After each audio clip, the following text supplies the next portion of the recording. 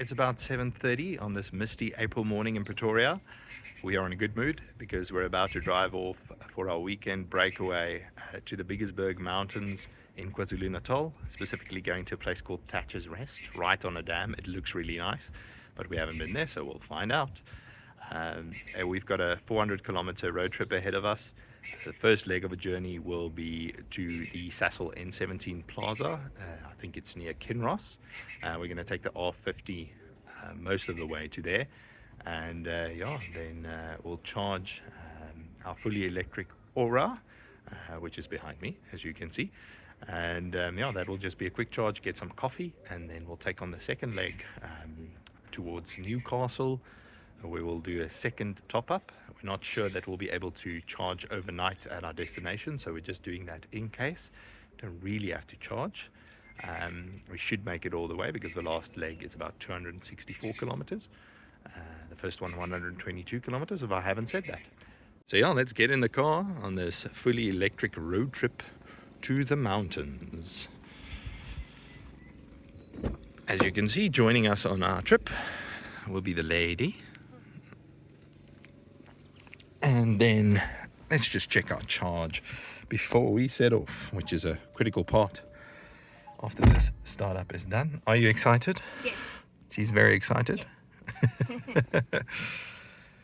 Let's see. So the range estimator says we've got 344 kilometers, but I don't trust that because in the city we get way better mileage. So we're just going to do a little bit of a reset here so that we can track how far we've driven. Done. And then let's check our actual state of charge. Usually get about 300 kilometers on long distance road trips. Now I have to wait for Android Auto first. One of the lovely things about the GWM Ora. There we go, 95% charged, and that should be more than enough for our first leg. And let's get going.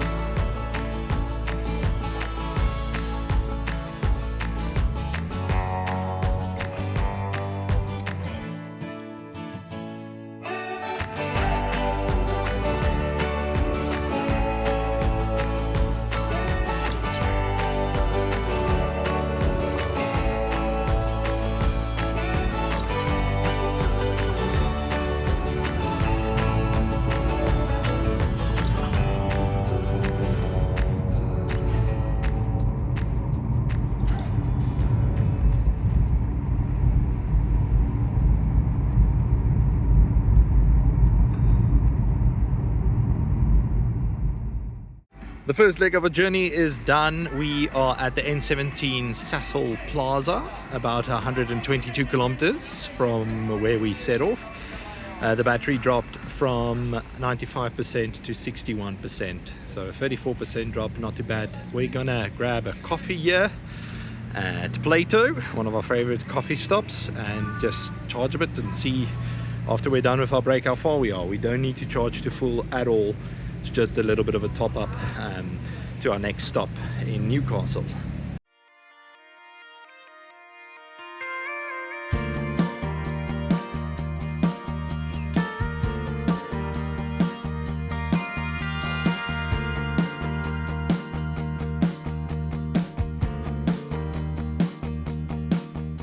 So we've been here at our first charging stop for about half an hour. We don't really have to wait this long to charge. We're just getting a little bit extra out of an abundance of caution, and yeah, maybe we can make it all the way to our final destination without another charge. My wife, yeah, and another big reason we have to stop frequently is this one, because she needs to go to the bathroom quite frequently. So we're very relaxed on this trip, which is nice. We can actually hit the road again now and head to our next place. So I'm gonna unplug.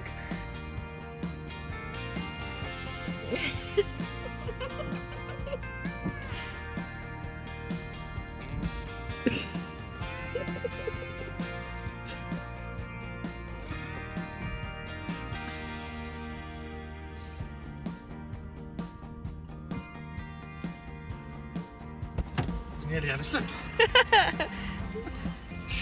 Cables are heavy.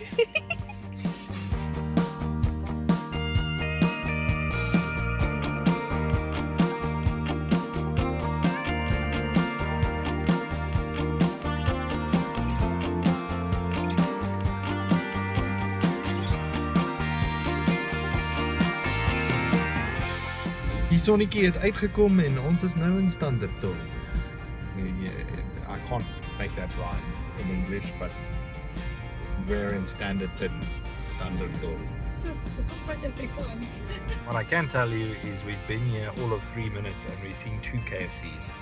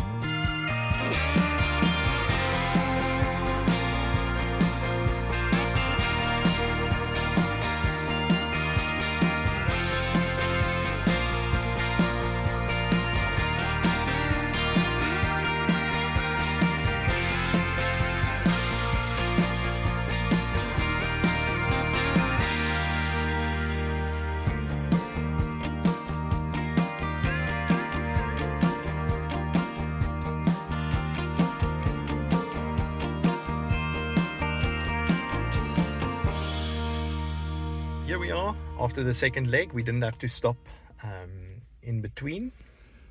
Well done to the bladder and the lady with the bladder. So we dropped from about 86 or 87% to 33%, which means we lost like 53% charge. So we would have been able to make it all the way to here without charging at the other stop, because we had like 61% left. So yeah, we would have been fine, especially if we left the house with 100%. So this is the total range covered. The last leg was about 208 kilometers. So it's slightly more than what's shown there. The total distance covered is probably closer to 330 kilometers. What's cool about this charger at the Newcastle Mall is it's got an integrated payment terminal. So you can just pay with a card instead of having to pay with a dedicated charge point operator or e-mobility system provider card loaded, a wallet that's preloaded. So that's pretty cool. So I'm just going to tap my card now and tap my phone now and get charging.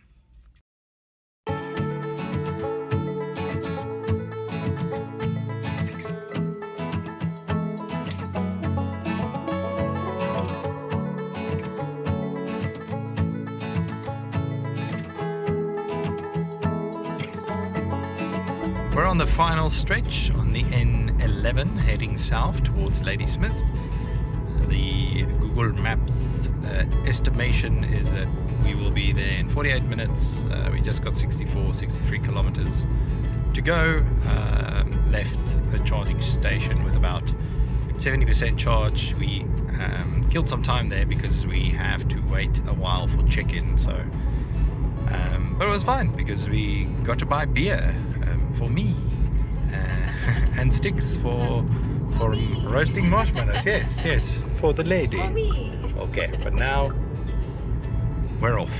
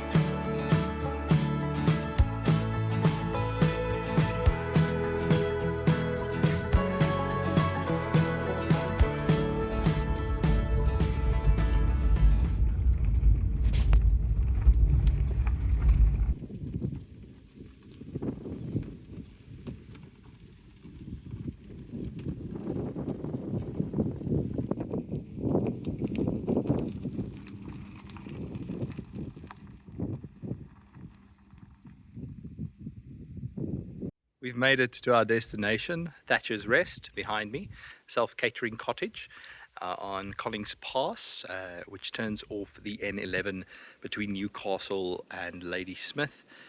We've had a look inside before you, and yeah, it's just, spoiler alert, sublime. Really fantastic place. This place can sleep up to 7 people. It really, we can't believe what we paid for it. Just fantastic, but we'll get into that in a bit. We arrived here with 50% battery after traveling about 400 kilometers today. Let's get into the specifics real quick before I take you on a tour of the cottage, which might just be the more interesting thing.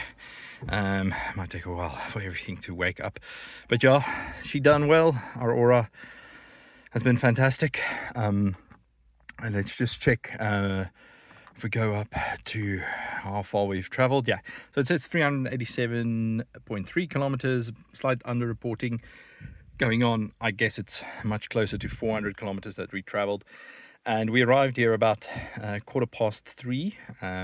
Bear in mind there's loads of roads that you have to drive a little bit slower on. Nothing really bad, to be honest. The gravel road on the way was actually fantastic. Just to take a look at the battery percentage. I'm a bit exasperated after the day, but yeah, so you could see 50% before Android Auto took over my car. So overall it took us about 8 hours to get here, which is a very long time for covering 400 kilometers. But bear in mind we did this deliberately, decided we're gonna do it leisurely. I think going back will make a point of trying to see how quickly we can do it. Fortunately, there is actually a plug very close to me. We just have to get the go-ahead from our host, but I've explained to her basically how much power we can use with 50% remaining, and I've offered to pay extra over what she pays Eskom for it. So let's see.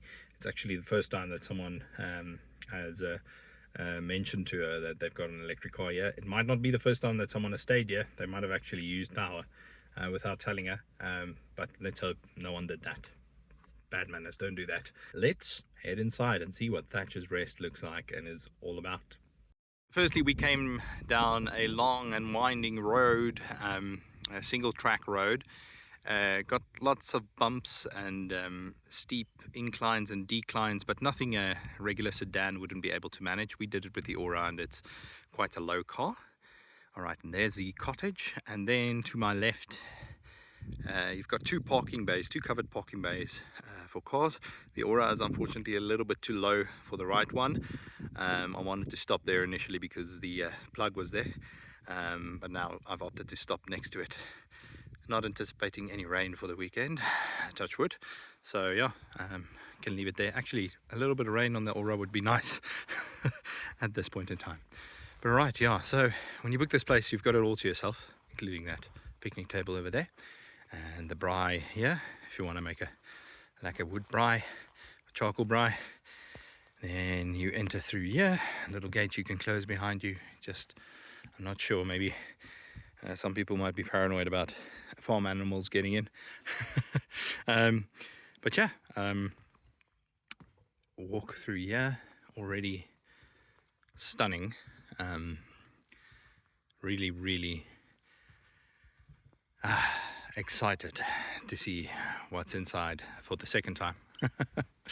Yeah, the entire place is on stilts in the water in this dam. And let's take a look outside first. So we've got a gas braai under here, which is cool if you want to do that.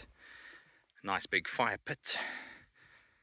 Great place for a bigger group of people to hang out. You've even got a little island here with a bench where you can sit. Just amazing. If you got the guts to go into the water, then you've got a boat over here as well. A nice table to sit here and have breakfast in the morning. And then you'll see my wife over there already relaxing to the max with a book. And I'll show you how you get up there just now. But yeah, just a very nice space when the weather is nice to hang out outside. Now moving in, I think the theme of this cottage is every room must have a view. All right, so this is the veranda. Got a nice, huge window over there, overlooking the dam.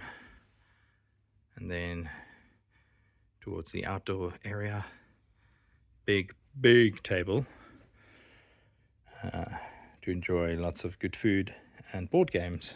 The place also has board games and just nice and comfortable seats here. Are they comfortable? Mm-hmm. Okay, fantastic. Got a fully equipped kitchen, which is amazing. We've already stacked the refrigerator to the roof with our food.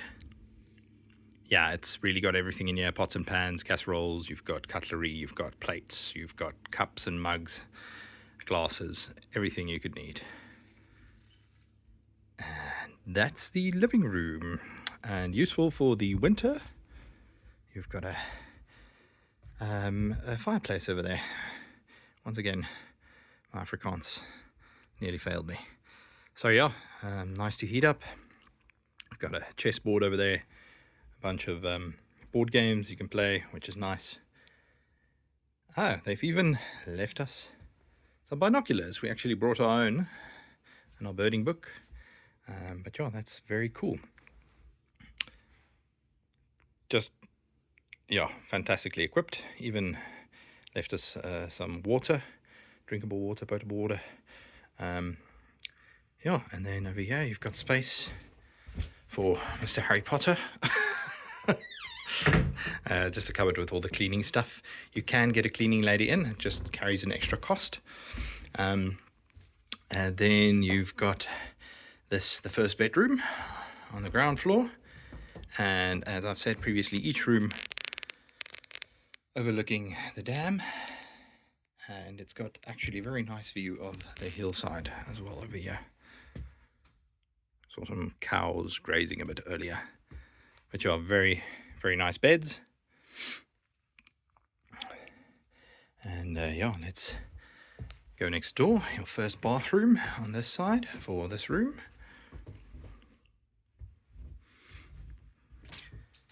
Nice and big shower. And then, of course, essential. Don't know why I'm moving the camera up there, but anyway, here's another view of the living room. And then we'll move upstairs now.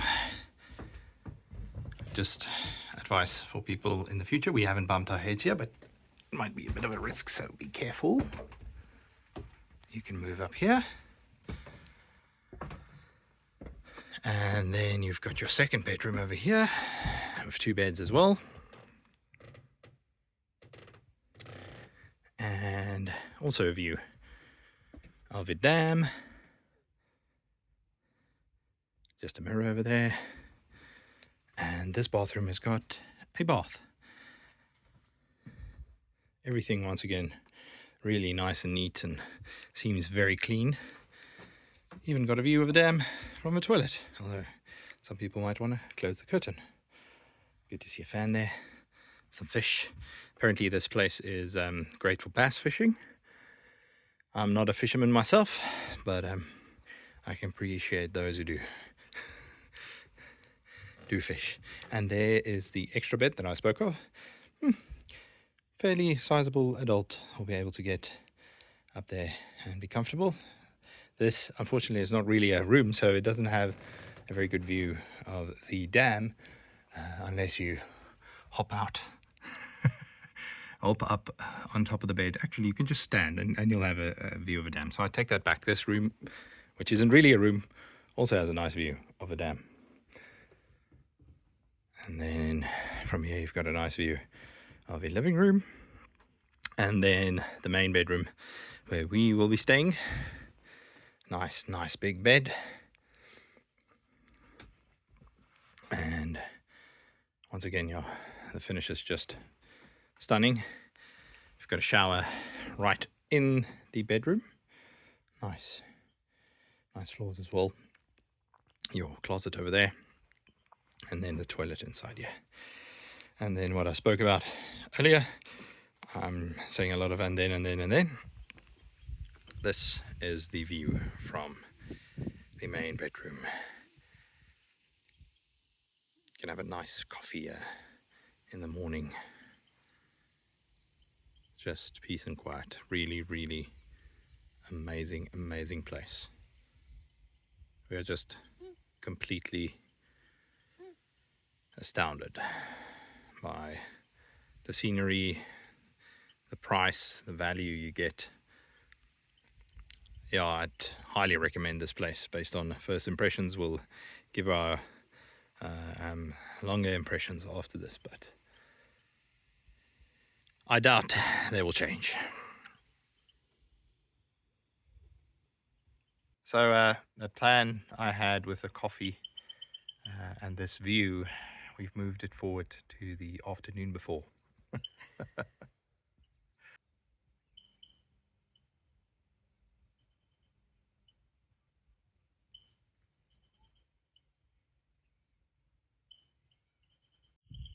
First night here at Thatcher's Rest. Now normally we would turn off all the lights, but these have a nice ambient effect. Still getting the fire started.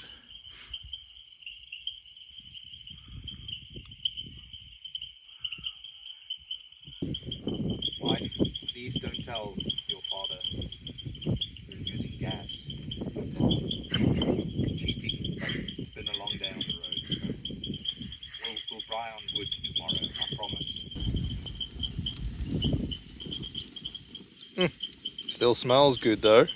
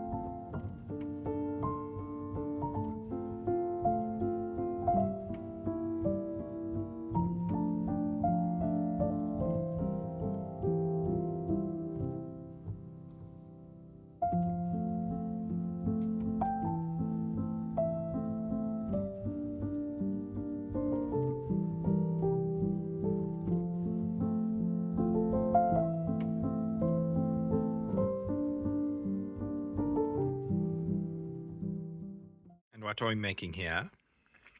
Jalapeno poppers. Cream cheese and cheddar cheese. Wrapped with? Bacon. You didn't know that was open, right? I didn't know that was open. She just tapped the bacon.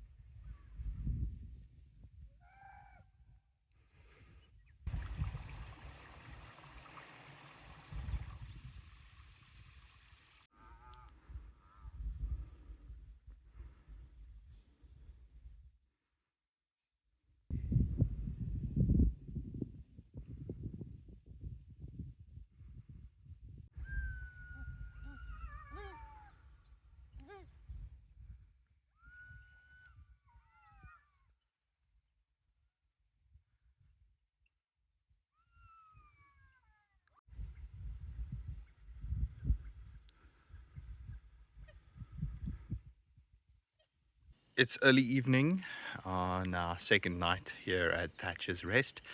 We've had another positive development during the day.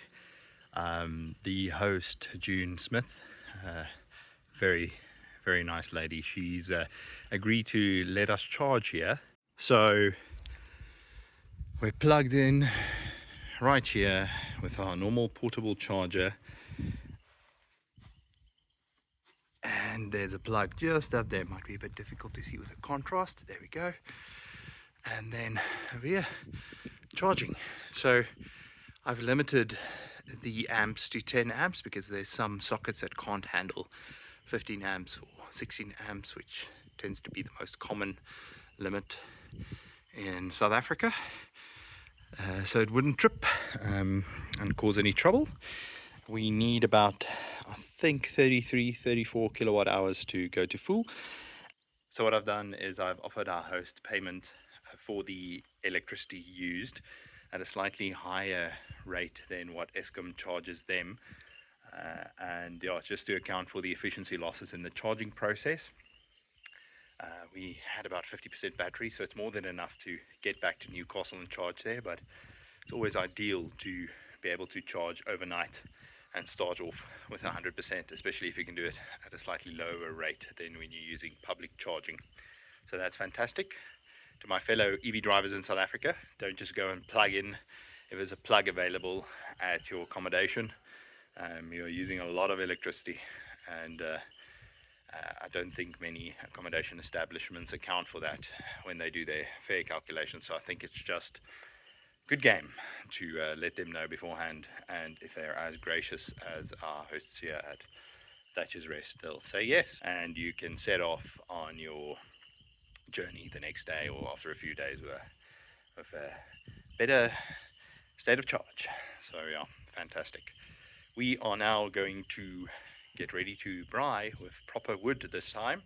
Gonna make a nice big fire in the fire pit, and yeah, use the wood drum braaier for tonight.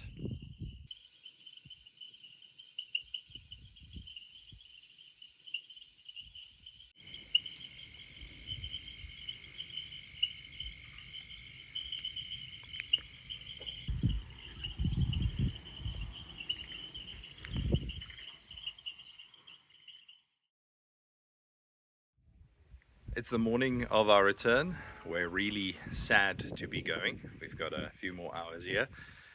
Then we can get back on the road and return to Pretoria for the 400 kilometer return journey. We're going to be taking the same route we took when we got here, but yeah, we're really sad to be going. This place, Thatcher's Rest, it's really got everything you need for a great self-catering breakaway over the weekend, especially if you want to get out of a city and just breathe the fresh air, have a little bit of the hills and mountainside for yourself.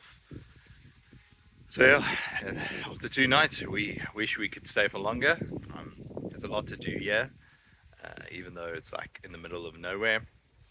Effectively, that's I think what gives it a charm, and will give it a charm for a lot of people. But that being said, there is Eskom power, and there's a backup generator this morning. Actually, after we charged, the power went off, the utility supply, and the generator just came on by itself.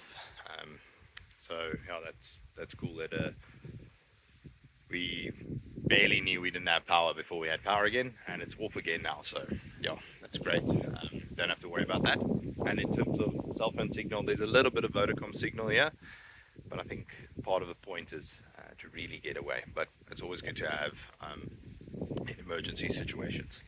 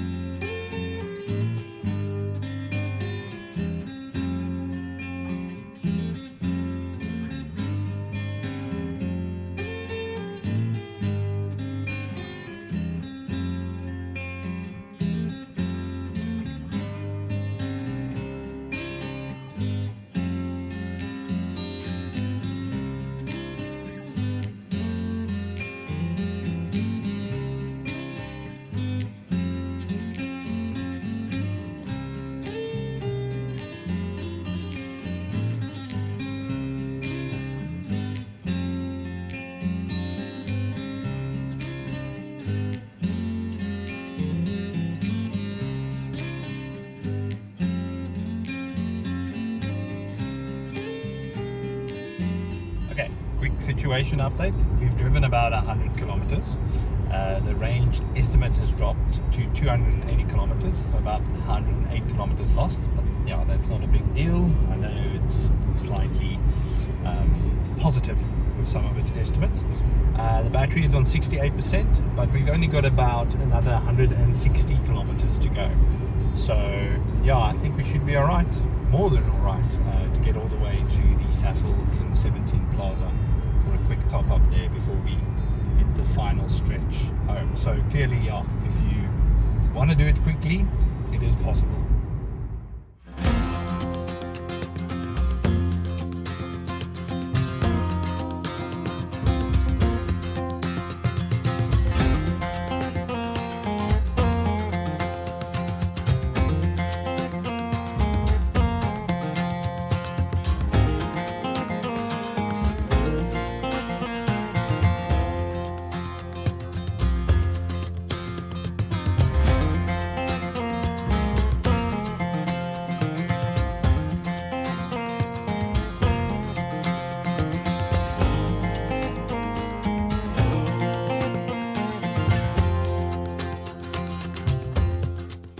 We've arrived at the one and only charging station we'll be using on this trip, at the Sasol N17 Plaza. We have 14% battery left, 53 kilometers of range estimated. I think we've covered about 264 kilometers. So yeah, that is just a slight underestimation over there. We traveled about 3.5 to 4 hours. Driving very slowly on the gravel roads initially, and also on the mountain passes. So 40% battery left, 260 kilometers covered. It's not bad for this car. Yeah, and we're at a very, very nice fuel station that's got a Plato, the same one. So we're gonna fill up with some coffee now. We might charge up to 50% or 60%, so we'll spend probably 20 to 30 minutes here, and yeah, then we'll head back home, because we've only got, I think, 124 kilometers roughly remaining, and you ideally want to charge as much at home as possible to save on costs, because it's cheaper to do it there than at a fast charging station. But yeah, let's get charging.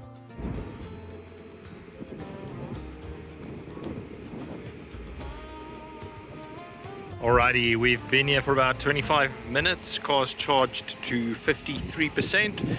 We're gonna unplug now. Don't need those expensive public charging miles. For the last bit, another 124 kilometers or so to get home.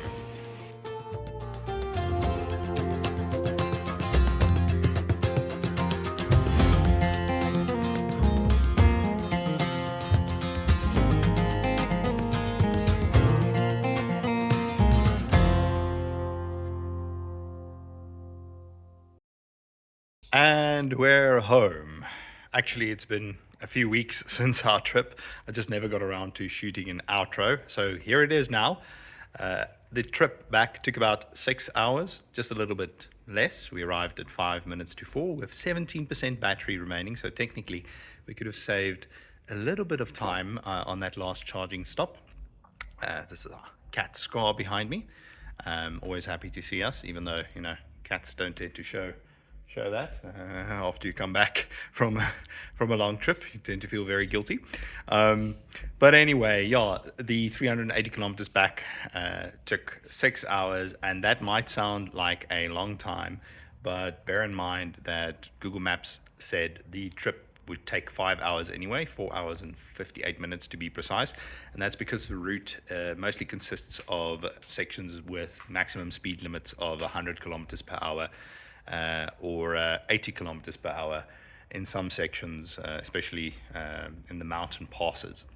And then you also have to drive through a few towns. So it's not like 120 kilometers per hour highway where you can just drive, you know, and cover like a 200 to 300 kilometers trip in about 2 to 3 hours.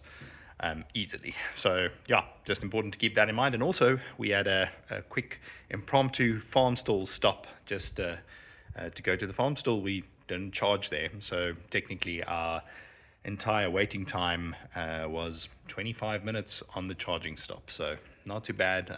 Really happy with the Ora, and what a fantastic place Thatcher's Rest was.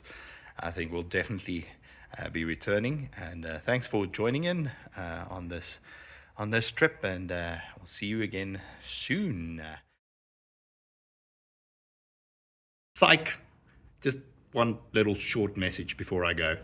If you're like us and you live in a complex or an estate in South Africa, and you're a bit concerned about buying an electric car, or you already have one and there's issues with your electric car charging installation, you might not have a distribution board close enough to your parking bay, or your body corporate or homeowners association might be hesitant to let you install one due to concerns over power consumption, which might be valid once these things reach scale, then I've got an answer for you. It's called Conduit Charge Split, and I'll link to them below and maybe somewhere in this video. These guys can help people in complexes and estates with electric cars and plug-in hybrids, for that matter, be able to benefit from the lower running costs of these vehicles when they're running off battery power, which doesn't always apply when you're using expensive public charging.